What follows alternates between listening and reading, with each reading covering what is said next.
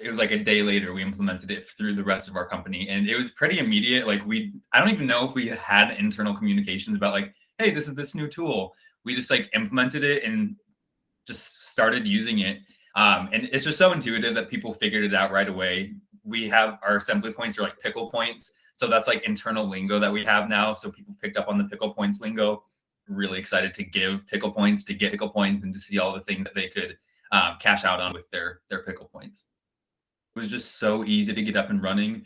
When we have new hires and we explain what assembly is to them, people pick up on it pretty quickly just because there are so many people who've been using it for so long that it's just become part of the culture. Is like before the month is up, make sure you sent out your pickle points.